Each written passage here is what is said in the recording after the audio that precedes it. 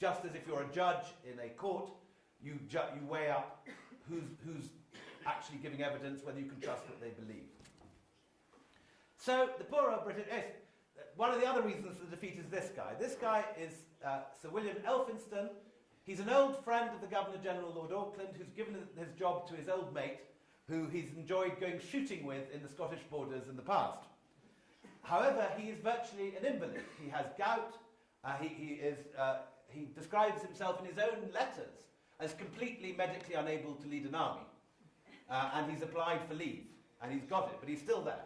So when the uprising breaks out, he's hauled onto his horse, he falls off his horse, the horse falls on him, and that's the end of Elphinston. So the British have to pack up and begin, this is what a Nazi's like, and begin to head for home. And they're promised safekeeping, safe passage through the passes by Wazir Akbar Khan, but Wazir Akbar Khan has no influence at all on these guys, the Ghilzais and the Kurt Kabul and the Tezin passes. And this lot are not going to let a nice package of British plunder pass under their noses without an attempt to grab it and to enslave as many slaves as they can get. As far as they're concerned, the British have broken good faith. They had an agreement that they would be paid their subsidies. The British have unilaterally reneged on that agreement. And as far as this lot are concerned, whatever the Barakzais say in Kabul, the British are passing through their passes and they're going to get what they can. And the British know this. The British know that they're walking into a death trap. There's no question in everyone's mind that they're going to walk out of the cantonments into the most ghastly week of their life, but they still decide to try it. Shah Shuja is sitting up on the Bala Hissar saying, come and join me. I've got enough food for the winter, and it's the great mystery of this war, why this idiotic Elphinston and his deputy Shelton didn't take up that offer. But they didn't. They decided to risk the mountains, and this is fatal. So they march out. This is my great-great-uncle Colin Mackenzie, who is one of the survivors because he's taken hostage. He described at 9 a.m., 6th of January, 1842, the troops moved off, a crouching, drooping, dispirited army, so different from the smart, light-hearted body of men that they had appeared some time ago. I always remembered as one of the most heart-rending sights of that humiliating day, fixing my eyes by chance on a little Hindustani girl, perfectly naked, sitting in the snow, with no mother or father near her. She was a beautiful little girl, about 2 years old, just strong enough to sit upright with her little legs doubled underneath her, hair curling in waving locks around her soft little throat, and her great black eyes dilated to twice their normal size, fixed on the armed men, the passing cavalry, and all the strange sights that met her gaze. Many other children, as young as innocent, I saw slain on the road, and women with their long dark hair wet with their own blood. The rear guard had to fight the whole way to Bagrami and pass through a literally continuous line of poor men, women and children, wretches dead or dying from colds or misery, who, unable to move, entreated their comrades to kill them and put an end to their misery. So the first night they march out and they make the same mistake that they made at the beginning. They lose their commissariat. And first come the cavalry, then the infantry, and only then the baggage. And of course the Ghazis fall on the baggage and they seize it to plunder it. But for the British, this means that when they arrive at Bagrami the first night, the advance guard arrive and they're waiting for their tents, they're waiting for their supper. They wait and they wait.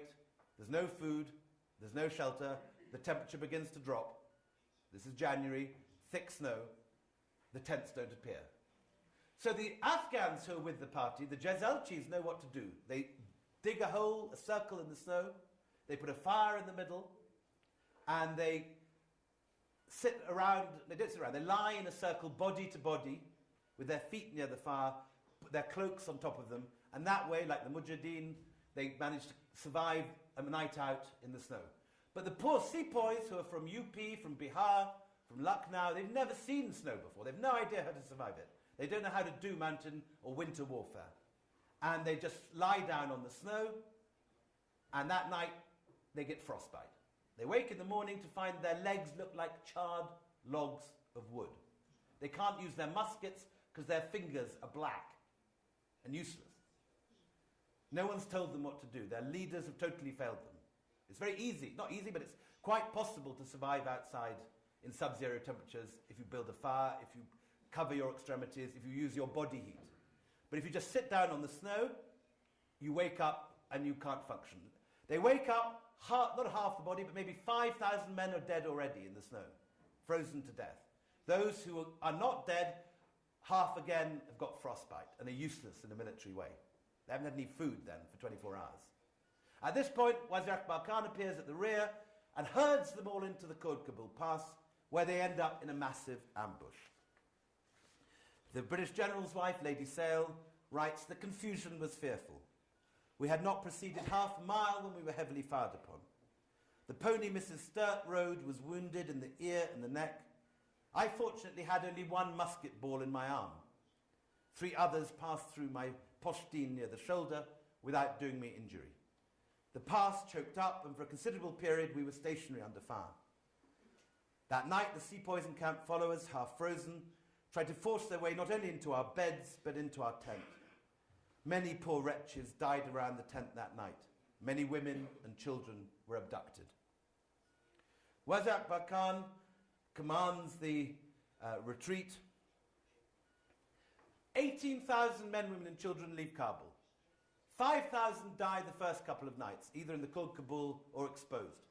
They then march up the Khod Kabul and the Tezeen Pass, where they're caught in an enormous blizzard. Only, 1,000 come down the Tezeen Pass, where they reach Jigdalik and where the Ghilzais have put a holly hedge blocking the way in the narrowest place in the pass. In the confusion, it's dusk. The cavalry trample the infantry. Many of the infantrymen are impaled on the hedge as they try to cross over it, on the thorns. More are shot down by the Ghilzais. More are enslaved or captured. 200 men only make it through to Gundamuk, the 44th Regiment of Foot, under Brigadier Shelton. Shelton's been captured, but this is all that left. They're under the command of this man, Thomas Suter. He wraps the regimental flag around him, the colours. They fight until their last bullet, then they fight on with their bayonets. They're all shot dead, except Suter, who's taken for ransom as he looks as if he's rich, because he's got the flag on him. Everyone else is killed. 14 cavalry make it through to the Nimla Gardens. At this point, they're offered food and bread and yogurt by the gardeners. They accept it, and while they're eating it, they're clubbed to death. One man makes it through to Jalalabad, Dr. Bryden on his horse. That night, they put up lamps and they blow bugles to try and help any last survivors, but there's no one else left alive.